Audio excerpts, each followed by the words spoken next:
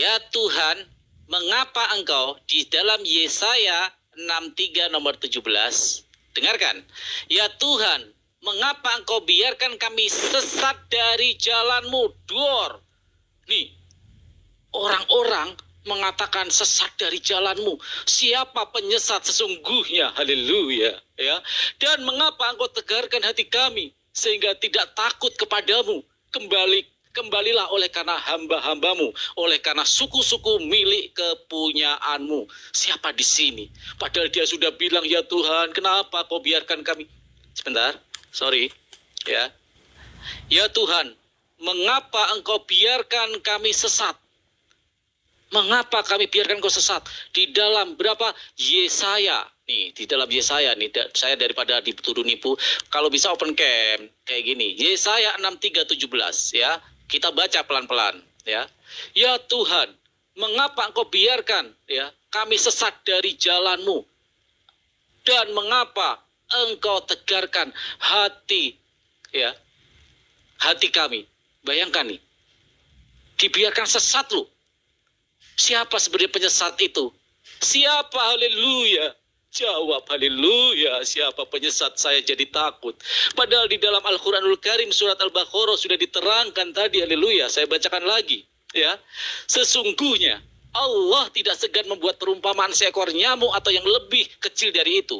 Adapun orang-orang yang beriman, mereka tahu bahwa itu kebenaran dari Tuhan. Sebab mereka yang kafir berkata, nih yang kafir berkata nih, kayak kamu nih, apa maksud Allah dengan perumpamaan ini? Nih, kayak kamu bertanya-tanya, kenapa Allah mesti menyesatkan? Dengan perumpamaan itu banyak orang yang dibiarkannya sesat.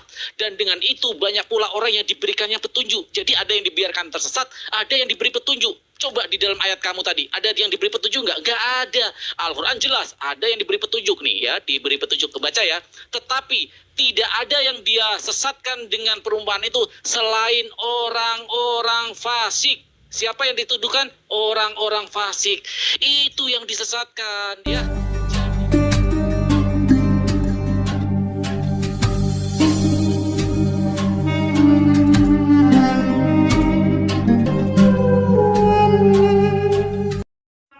Nyata-nyatanya apa, dikunci juga itu hatinya, disumbat juga itu telinganya. Terus kamu mau salahin siapa? Mau salahin si kafir itu? Hah? Coba saya ulangin lagi ya.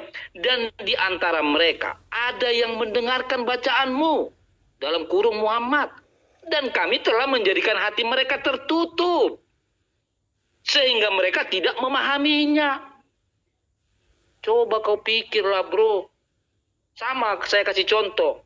Tidak mungkin ketika anak kau mau bertobat, tidak mungkin kau hantam dia, atau tidak mungkin kau tidak kasih waktu dia bertobat. Ya kan? Padahal kau manusia loh.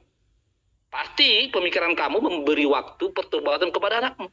Tetapi di sini ada orang yang mau mendengarkan, tetapi ditutup itu. Astagfirullahaladzim. Ini dulu kau jawab. Dan yang tadi kau jawab juga. Apakah kau sepakat bahwa Allah al-Siwiti sama dengan iblis? Kau jawab itu. Oke, silakan, Bang Farhan.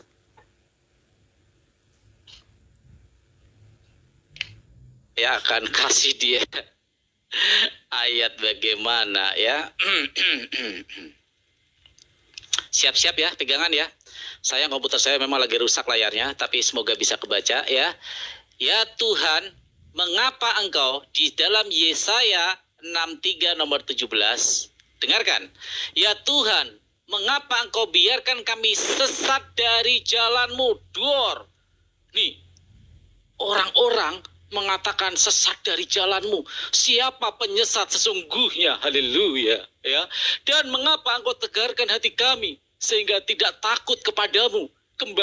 Kembalilah oleh karena hamba-hambamu, oleh karena suku-suku milik kepunyaanmu. Siapa di sini? Padahal dia sudah bilang, ya Tuhan, kenapa kau biarkan kami? Sebentar. Sorry, ya. Ya Tuhan, mengapa engkau biarkan kami sesat? Mengapa kami biarkan kau sesat?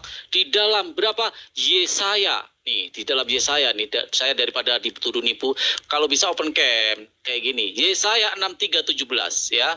Kita baca pelan-pelan ya. Ya Tuhan, mengapa engkau biarkan ya kami sesat dari jalanmu? Dan mengapa engkau tegarkan hati ya, hati kami. Bayangkan nih, dibiarkan sesat loh. Siapa sebenarnya penyesat itu? Siapa? Haleluya. Jawab haleluya. Siapa penyesat? Saya jadi takut.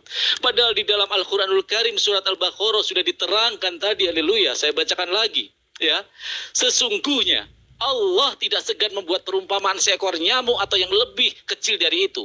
Adapun orang-orang yang beriman, mereka tahu bahwa itu kebenaran dari Tuhan. Sebab mereka yang kafir berkata, nih yang kafir berkata nih, kayak kamu nih, apa maksud Allah dengan perumpamaan ini? Nih, kayak kamu bertanya-tanya, kenapa Allah mesti menyesatkan? Dengan perumpamaan itu banyak orang yang dibiarkannya sesat. Dan dengan itu banyak pula orang yang diberikannya petunjuk. Jadi ada yang dibiarkan tersesat, ada yang diberi petunjuk. Coba di dalam ayat kamu tadi, ada yang diberi petunjuk nggak? Nggak ada. Al-Quran jelas, ada yang diberi petunjuk nih ya, diberi petunjuk, kebaca ya. Tetapi tidak ada yang dia sesatkan dengan perumpamaan itu selain orang-orang fasik. Siapa yang dituduhkan? Orang-orang fasik. Itu yang disesatkan ya. Jadi haleluya, kau kena apa sendiri? Penyesat-penyesat itu adalah Tuhan di dalam Bible-mu ya. Di dalam Tesalonika tadi sudah saya katakan juga ya, saya bukain lagi. Biar ini ya, biar mantap nih ya datanya ya. Di dalam Tesalonika, dan itulah sebabnya Allah mendatangkan kesesatan atas mereka. Mendatangkan kesesatan atas mereka. Haleluya. Terus, ya Tuhan di dalam Yesaya, ya Tuhan, mengapa engkau biarkan kami sesat? Dibiarkan sesat. Waduh, luar biasa nih, haleluya. Dibiarkan sesat loh, gak diberi petunjuk. Sedangkan di dalam Al-Baqarah jelas, nih, diberikan petunjuk bagi orang-orangnya. Diberikan petunjuk, ya, yang menurut itu diberi petunjuk. Tapi di dalam Tuhanmu tidak ada, semua disesatkan. Yang disesatkan siapa? Di dalam Al-Quran Al-Karim, orang-orang fasik. Orang-orang fasik. Na'udzubillah summa na'udzubillah. Itulah haleluya. Kenapa saya bertanya sampai sekarang dari kuda makan rumput sampai kuda makan besi, kamu tidak jawab pertanyaan saya. Dari mana iblis itu berasal? Haleluya. Apakah tidak ada yang menciptakan iblis? Haleluya. Kalau tidak ada yang menciptakan iblis, jangan-jangan dia sang maha pencipta. Haleluya. Kenapa? Kalau kamu bilang bahwa Yesus 2 kali lolos dari ujian. Iya, dia lolos seperti murid yang pintar. Ketika diuji oleh gurunya, kamu lulus. Artinya gurunya bisa memberi kelulusan kepada murid itu. Tetapi ketika ketemu orang yang menciptakan, di dalam Al-Quranul Karim, di dalam Quran surat Al-Hijr dikatakan, aku yang menciptakan engkau daripada api. Maka sekarang karena kesombonganmu, karena aku yang menciptakannya, kamu keluar karena kesombongan diri kamu. Ini orang yang mempunyai kekuasaan. Ini adalah zat yang benar-benar maha kuasa. Tidak dengan diuji, tapi Allah Subhanahu wa taala menguji, menciptakan dan mengeluarkan dari surga. Itu yang maha kuasa. Terima kasih. Oke ya guys ya, kalau ayat yang diulang saya tidak akan stop timernya. Kita sama-sama melihat juga tadi. Silakan Bang Gagalku mualaf. Iya, jadi lagi-lagi jahatnya fitnahan si Farhan ini ya. Memang dia ini sama seperti iblis lah, penyesat. Dia buka tadi ayat Yesaya 63 ayat 17. Coba dia fitnah di situ Tuhan penyesat. Padahal di situ perikopnya adalah doa. Astagfirullahaladzim. Sampai segitunya kau ya mau coba memfitnah, menghujat ayat Alkitab. Di situ adalah permohonan, berdoa, beda dengan ayatmu. Inilah akibat kau suka plagiat, mau kau sama-samakan, dia gitu. Ya kan? Mau kau sama-samakan, padahal kau paksa kau sama-samakan, mempermalukan dirimu.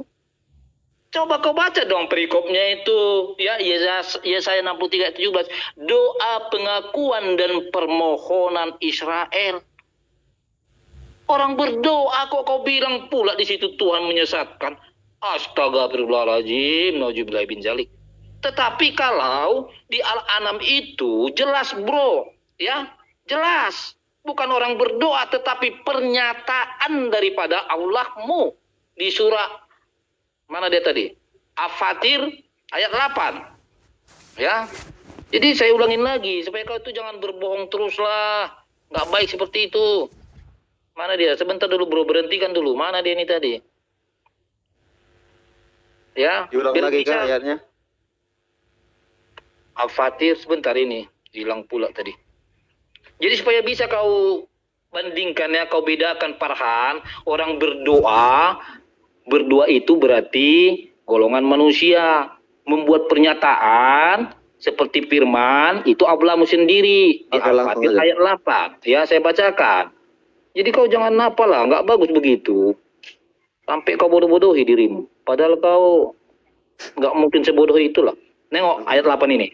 Maka, di sini ada pertanyaannya. Maka, apakah pantas orang yang dijadikan terasa indah perbuatan buruknya lalu mengapa baik perbuatannya itu? Pertanyaan itu loh, tanda tanya. Lalu dijawab, sesungguhnya Allah menyesatkan.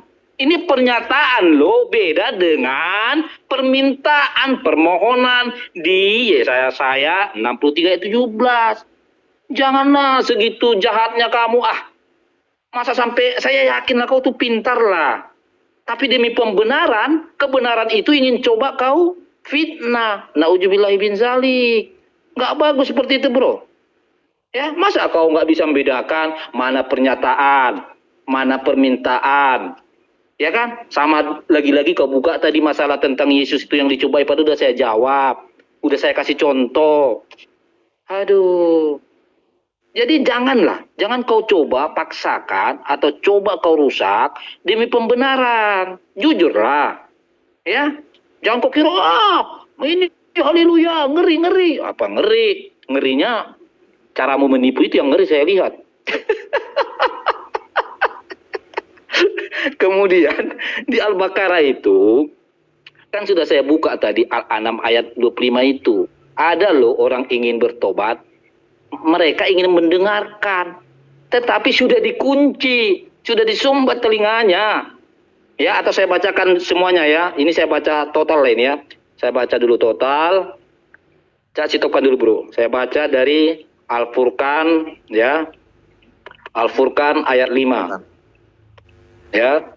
Al-Furqan ayat 5 supaya nanti jangan dituduh fitnah. Ini coba. Al-Furqan ayat 5. Dan mereka berkata, itu hanya dongeng-dongeng orang terdahulu yang diminta agar dituliskan. Lalu dibacakanlah dongeng itu kepadanya setiap pagi dan petang. Oke, kita pasti tahu.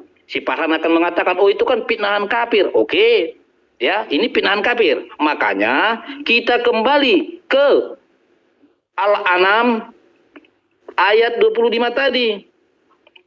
Apakah itu kehendak si kafir atau memang sudah ada yang menyetirnya?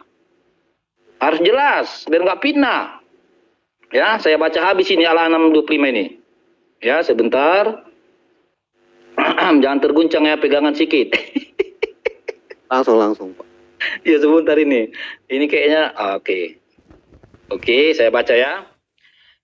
Ingat ya, Al-Furqan ayat 5 tadi ya. Si kafir menuduh bahkan bercerita bahwa Al-Quran itu dongeng. Oke? Pasti Farhan bilang itu tuduhan kafir. Oke, kita baca. Oke, nanti saya kalau kebanyakan ini saya jalankan timernya loh.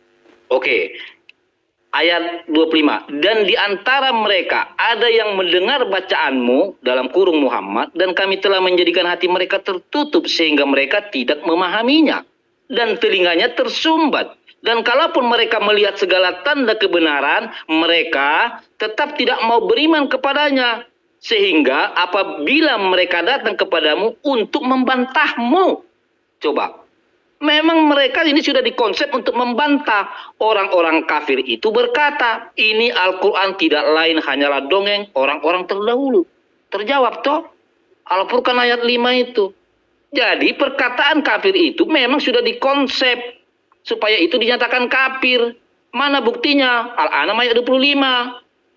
Sehingga apabila mereka datang kepadamu untuk membantahmu, orang-orang kafir berkata, ini Al-Quran tidak lain hanyalah dongeng orang-orang terdahulu. Oke. Yang saya tanya tadi nggak kau jawab loh. Silakan Bang Farhan. Mungkin sepakat Oke. ya, dikurangi menyerang pribadi walaupun halus-halus ya kan. Jadi kita memerlukan data ataupun ayat-ayat itu ya guys, penjelasan yang ke topik. Jangan kebanyakan saling menyerang apa pribadi. Oke, sepakatlah kita berdua ya. Oke, setuju. Setuju. Oke. Saya jangan dijalankan dulu. Al-Fatir ayat 8 tadi dia bilang. Saya bacakan ya. Maka apakah pantas orang yang dijadikan terasa indah perbuatan buruknya lalu menganggap baik perbuatannya itu, orang ini berbuat maksiat seolah-olah perbuatan maksiatnya itu baik ya. Itu tanda tanya lo ya. Apakah pantas orang yang sudah berbuat jahat tapi menganggap kejahatannya itu baik? Itu tanda tanya. Allah menjawab, sesungguhnya Allah menyesatkan siapa yang dia kehendaki dan memberi petunjuk nih. Memberi petunjuk kepada siapa yang dia kehendaki. Selalu di dalam Al-Quran, selalu dikatakan ketika Allah menyesatkan, maka di situ selalu ada kalimat lanjutan, Allah memberi petunjuk bagi orang-orang yang dikehendaki. Masya Allah, ini luar biasanya Al-Quranul Karim. Ini luar biasanya Allah Subhanahu wa taala. Orang yang sudah berzina menganggap zinanya sama, contoh kayak zina. Wah, gua berzina nih, pamer zinanya, seneng dia sudah menaklukkan beberapa wanita. Apakah pantas orang seperti ini diberi petunjuk? Ya enggak lah. Dia sudah berdosa, dia malah pamer-pamer menganggap perbuatan dosanya itu indah. Masya Allah, Al-Quran memang luar biasa, memang Islam ya. Sekarang kita buktikan, apakah di situ Tuhannya tidak menyesatkan, katanya cuma berdoa. Narasinya sama, kita samakan. Ya Tuhan, mengapa engkau biarkan kami sesat? Iya, dia berdoa memang. Ya Tuhan, mengapa kau biarkan aku tersesat? Itu sudah tersesat artinya. Contoh, ketika kamu datang orang ke rumah kamu, haleluya. Hai haleluya, kenapa kau biarkan aku ini basah kuyup? Artinya orang itu sudah basah kuyup. Nah, ini ayat itu seperti ini. Ya Tuhan, mengapa engkau biarkan kami sesat? Jadi Tuhan kamu sudah menyesatkan orang-orang ini. Ada ayat ini diberi petunjuk? Gak ada sama sekali. Beda dengan Tuhan kami. Orang yang berbuat baik ya diberi petunjuk, orang yang berbuat jahat ya disesatkan. Buat apa orang-orang yang merasa berdosa tapi dia suka-suka, dia merasa berdosa tetapi dia senang-senang belajar? Enggak mungkin. Allah Maha Adil. Dalam hukum formal namanya ada punishment dan ada reward. Itu yang masuk akal. Masa orang yang bodoh, murid yang selalu menolak perintah guru, murid yang selalu bolos diperlakukan sama dengan murid yang cerdas dan penurut? Enggak logika. Seperti di dalam kitab kamu. Apa itu kitab kamu? Nih, selalu ketika Tuhan kamu menyesatkan, tidak ada kata-kata petunjuk. Baca, setiap Tuhan kamu menyesatkan, tidak ada kata-kata petunjuk. Tesalonika, apakah ada petunjuk? Dan itulah sebabnya Allah mendatangkan kesesatan atas mereka yang menyebabkan mereka percaya kata dusta. Gak ada kata-kata petunjuk sama sekali di sini. Beda ketika Al-Quranul Karim, Allah Subhanahu wa taala menyesatkan mereka memang yang berbuat jahat, mereka yang berbuat zalim, mereka yang berbuat mungkar. Sama saya kayak analogikan anak sekolah, mereka yang selalu melawan perintah guru, mereka yang kerjaannya bolos, mereka yang tidak pernah belajar. Apa pantas murid seperti ini diperlakukan sama murid yang pintar, murid yang penurut? Tidak masuk akal kalau ajaran seperti itu. Ya, pertanyaan saya, entah sudah keberapa kali pertanyaan ini, dan ini selalu dihindari. Dari mana iblis itu berasal? Karena kita sepakat iblis itu penyesat. Kamu mengatakan begitu, saya mengatakan begitu. Iblis ini adalah penyesat. Maka kalau di dalam kitab kamu tidak ada ayat iblis itu diciptakan, maka iblis itu pencipta. Maka di kitab kamu kalau iblis itu pencipta, artinya iblis Tuhan kamulah yang penyesat. Beda dengan Al-Quranul Karim. Terima kasih. Oke, terima kasih. Jadi saya juga mau sepakat kita di sini. Ketika data itu dibacakan, timer stop, kalian itu membacakan sampai habis ya guys. Kalau kalian membaca sedikit dijelaskan, dibaca sedikit dijelaskan, nanti host kayak gini di tangannya nanti. Naik turun. Oke, siap bos. Kasihan saya. Siap. Kayak celup nanti aku. Oke, silakan gagal balap. Oke ya. Jadi sebenarnya tadi udah sangat jelas ya. tentang Yesaya 63 itu. Bahkan si Farhan ini pun udah mengakui, oh iya itu memang berdoa. Ya sudah, orang berdoa, orang memohon, ya kita orang berdosa ini, kalau berdoa ya memang harus mengakui kesalahan kita. Poinnya begini loh Farhan, jelas di Yesaya 63 itu adalah orang yang berdoa, bukan Tuhan menyesatkan. Beda dengan Apatir ayat 8 tadi. Itu pernyataan total loh. Ya, pernyataan total itu dari Allah bahwa Allah menyesatkan. Ya, terus kamu mengatakan begini, lihatlah betapa adilnya Allah, Allah Maha Adil. Lah, adil bagaimana yang kamu maksud? Sementara dia memilih siapa yang dia selamatkan. Jadi, mana dia tadi ayatnya supaya nggak jadi apa? Sebentar. Mana dia tadi? Di sini. Ya, saya baca. Bacakan Maka apakah pantas orang yang dijadikan terasa indah perbuatan buruknya lalu menganggap baik perbuatannya itu? Ya kan ini bertanya. Maka langsung dijawab, ini pernyataan loh, pernyataan Allah. Sesungguhnya Allah menyesatkan siapa yang dia kehendaki dan memberi petunjuk kepada siapa yang dia kehendaki. Kamu mengatakan ini adil. Adil bagaimana? Justru di sini ada pilih kasih dong. Yang satu dipilih menjadi apa? Dikehendaki supaya tidak sesat. Di sisi lain orang dipilih menjadi sesat. Lah ini adilnya di mana? Ya, tolonglah jujur. Tidak ada di sini keadilan kalau begini. Terus kemudian kamu masih mengulang masalah orang kafir atau orang-orang fasik itu tidak mau membuka hatinya. Lah faktanya kan sudah saya baca tadi Al-An'am ayat 25 itu. Ada orang mendengar. Jadi begini poinnya ya, saya kerucutkan aja supaya kamu paham lah, nggak usah panjang lebar. Gini loh, bagaimana mungkin kamu memfitnah orang kafir itu jahat, sementara yang mengunci hati kafir itu Allah. Bagaimana mungkin dia bertaubat kalau hati kafir itu sudah dikunci Allah? Bayangkan dulu itu, renungkan pelan-pelan bro. Jangan nafsumu itu hanya ingin menjawab tapi nggak kau renungkan sehingga tidak terjawab. Coba, saya kasih lagi contoh. Farhan, kuperintahkan kamu berlari sekarang. Tetapi kakimu saya ikat. Coba pikir dulu pakai akal kamu itu. Bagaimana mungkin saya memerintahkan kamu berlari, tetapi kakimu saya ikat? Terus apakah saya akan menyalahkan kamu? Sementara saya yang berperilaku, yang melakukan sesuatu hal, pengikat, menjadikan kakimu tidak bergerak. Sama ini seperti ini. Kau salah-salahkan kafir. Padahal sudah dikunci hatinya. Siapa yang kunci? Allah. Siapa yang menutup telinganya? Allah. Terus kau salah-salahkan mereka. Terus kau bilang keadilan. Di mana adilnya? Kalau dia menyesatkan siapa yang dia kehendaki. Coba. Yang dia kehendaki. Berarti ada yang tidak dikehendaki. Berarti ada dua golongan di sini toh. Keadilan mana yang kau maksud? Astagfirullahaladzim. Ya. Aduh, waktunya habis ini.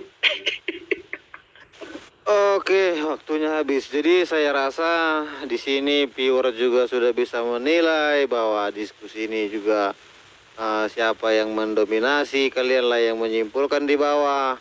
Karena saya lihat juga diskusi ini sudah mampet ya guys ya, tidak maju lagi. Jadi saya rasa ini udah bolak-balik juga, udah kayak sinetron Fitri episode 107 ya kan, bolak-balik terusnya pembahasan ini. Jadi kalianlah yang menilai di bawah.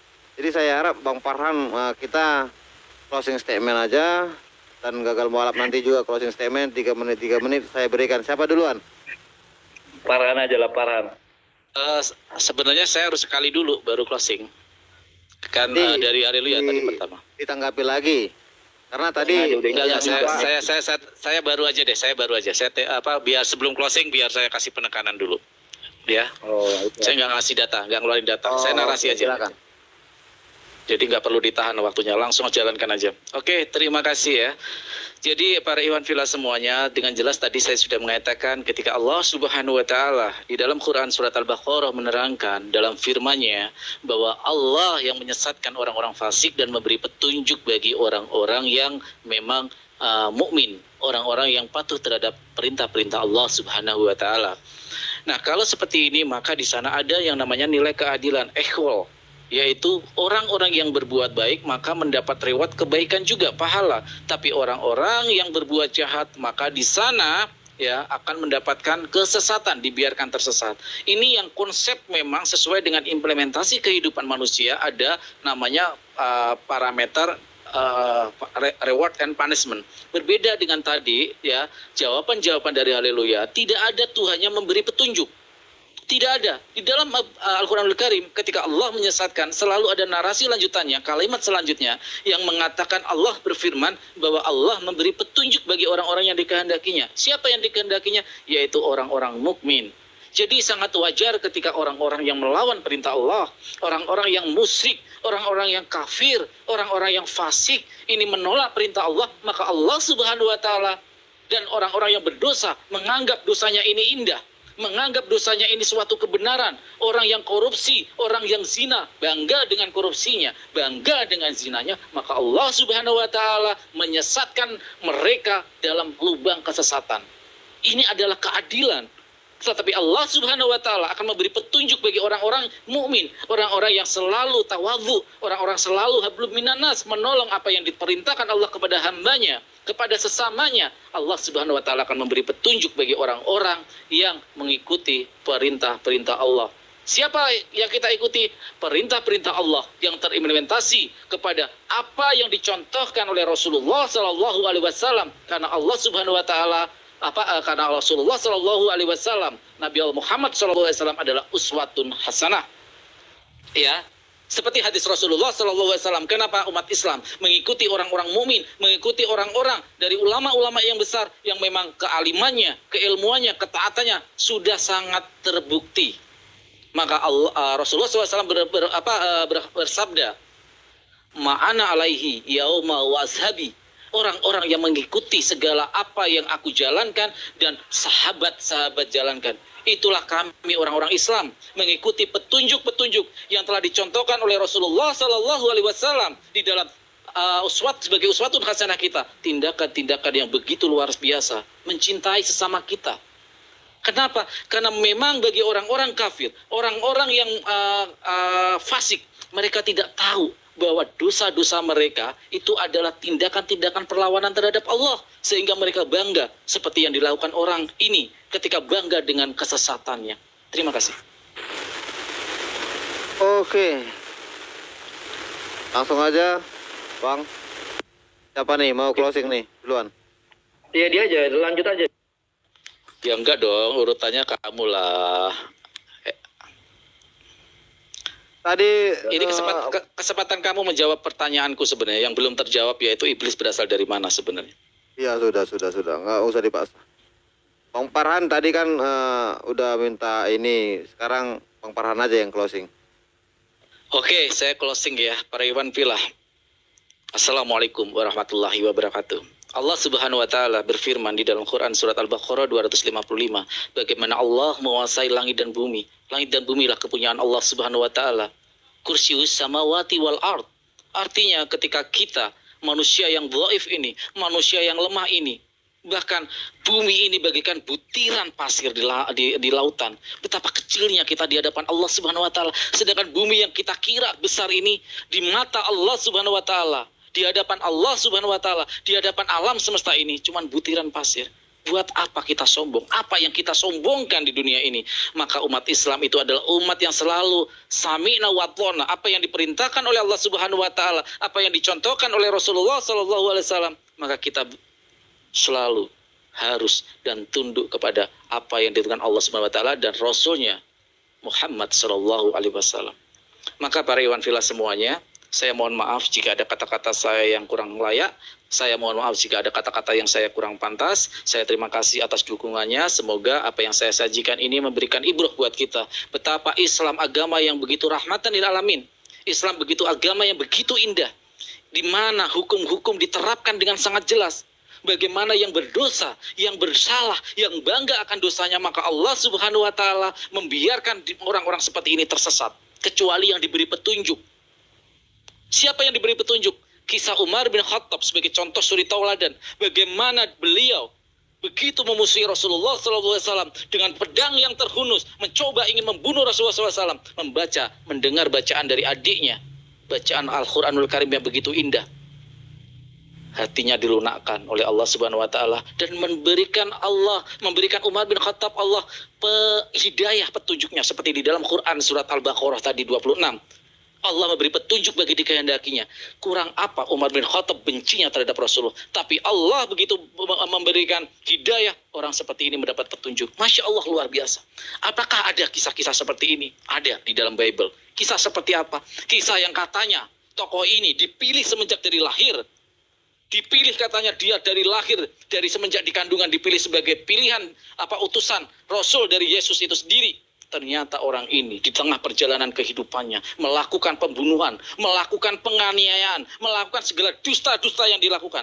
Apakah layak orang seperti ini diikuti? Berbeda dengan Rasulullah SAW semenjak kecil dijuluki Al-Amin. Bagaimana rakyat masyarakat kafir Quraisy di Mekah begitu salut dan begitu tunduk, begitu menghormati sehingga mendapat julukan Al-Amin karena kejujurannya Rasulullah SAW. Masyarakat kafir Quraisy hanya melawan seketika saat Rasulullah SAW menyiarkan kebenaran, menyiarkan apa yang diperintahkan oleh Allah Subhanahu wa taala. Maka itu yang dilawan, bukan sifat Rasulullah yang begitu tawadhu, ya, jujur, amanah, dan begitu banyak sifat-sifat yang harus kita teladani. Terima kasih kepada Pak host. Terima kasih kepada netizen yang sudah. Sebentar, nanti jangan turun dulu. Ada yang mau saya tanya nanti, saya lupa catat. Oke, Bang Gagal Mola. Terima kasih. Langsung. Oke, jadi begini ya. Jadi kalau saya sih simpel aja, sederhana saja begini. Bagaimana mungkin ya diterima akal sehat kita ketika kita tahu bahwa hanya Allah lah yang maha pengasih, Tuhan itu maha penyayang. Dan yang kita tahu hanya iblislah penyesat. Tetapi alangkah sedihnya ketika ternyata fakta kebenaran itu ada yang menyatakan pernyataan bahwa Tuhan menyesatkan. Ini sangat ironis dalam kehidupan orang bertuhan gitu loh. Ya, kita memuji memuliakan dia agar kita dikasihi. Nah, ternyata ada sosok sesembahan yang menyesatkan. Justru dia yang menyesatkan orang yang menyembah dia. Ini tidak rasional bagi orang yang waras. Bagi orang yang waras bahwa Tuhan itu adalah maha pengasih, maha penyayang, maha pengampun. Bagaimana mungkin yang kita tahu bahwa jelas iblis itu adalah penyesat. Tetapi bagaimana mungkin pula Allah itu menjadi penyesat. Ini nggak bisa diterima akal ini. Siapapun orang waras nggak akan bisa diterima. Apapun alasannya.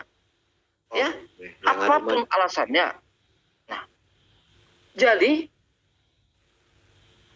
di sini sangat jelas ya. Nanti semua cobalah direnungkan. Bagaimana mungkin kalau benar dia adalah sesembahan yang maha kuasa, maha pengasih, bagaimana mungkin dia menyesatkan kita? Apa guna kita ini menyembah-nyembah dia? Kalau saya sorry aja kalau sempat dikatakan bahwa dia menyesatkan, oh saya tidak mau beragama, buat apa? Lah toh disesatkan? Kita anggap iblis adalah musuh. Lah ternyata tidak hanya iblis menjadi musuh. Ada pula yang kita sembah-sembah menyesatkan kita. Terus dia pilih kasih yang mana yang dia kehendaki disesatkan. Lah, di mana keadilannya? Coba kita renungkan baik-baik lah. Itu aja poin itu. Iblis menyesatkan. Yes. Allah menyesatkan. Ini jadi tanda tanya. Bagaimana mungkin ini terjadi? Ya. Jadi kalau saya buka dulu ya penutupnya saya buka dari Alkitab dulu ya. Ulangan 18. Lalu berkatalah Tuhan kepadaku, apa yang dikatakan mereka itu tidak baik. Seorang nabi akan kubangkitkan bagi mereka dari antara saudara mereka seperti engkau ini. Aku akan menaruh firmanku ke dalam mulutnya. Dan ia akan mengatakan kepada mereka segala yang kuperintahkan kepadanya. Orang yang tidak mendengarkan segala firmanku yang akan diucapkan nabi itu demi namaku. Daripadanya akan kutuntut pertanggungjawaban. Ingat ini. Ini kode loh. Ya, ada nabi palsu di sini, ya. Orang yang tidak mendengarkan segala firmanku yang akan diucapkan nabi itu demi namaku, daripadanya akan kutuntut pertanggungjawaban. Tetapi seorang nabi yang terlalu berani mengucapkan demi namaku, perkataan yang tidak kuperintahkan untuk dikatakan olehnya, atau yang berkata demi nama Allah lain, nabi itu harus mati. Jika sekiranya kamu berkata dalam hatimu, bagaimana kami mengetahui perkataan yang tidak difirmankan Tuhan? Ingat, cara kita untuk mengenal nabi palsu. Ingat ini baik-baik. Jika sekiranya kamu berkata dalam hatimu, Haleluya. Waktunya bagaimana habis, kami... haleluya. Ya, ini saya Waktunya baca udah ayat habis. kita, Bung. 1 sampai 30 detik ini. Jika Oke, sekiranya kamu berkata dalam hatimu, bagaimana kami mengetahui perkataan yang tidak difirmankan Tuhan? Apabila seorang nabi berkata demi nama Tuhan dan perkataannya itu tidak terjadi dan tidak sampai, maka itulah perkataan yang tidak difirmankan Tuhan. Dengan terlalu berani nabi itu telah mengatakannya, maka janganlah gentar kepadanya. Jadi, Oke. koreksilah. Thank you Udah dua-duanya jam closing narasi. statement yang adem ya guys ya. Thank you, Ken. Jadi Thank you. Oke, Bang. Farhan. saya harap Thank you. kalian salam-salaman ya kan walaupun online ya. Salam-salaman, Farhan. Salam tempel. Ya biar besok ketemu lagi ya kan. Nah, diskusi hanya diskusi dan yang menilai mungkin ya targetnya yang di bawah ya guys. Bukan kalian sebenarnya, sama-sama kalian. Enggak ya. Jadi kalian mengedukasi orang yang menonton. Lihat nih sampai 300 orang tadi mendengarkan kalian. Itu adalah sebuah keberhasilan kalian berdua. Kalian menyampaikan data-data, kalian menyampaikan ayat-ayat, kalian menyampaikan firman-firman itu. Tapi biarkanlah para penonton yang menyimpulkannya. Oke, bro. Oke, Thank you.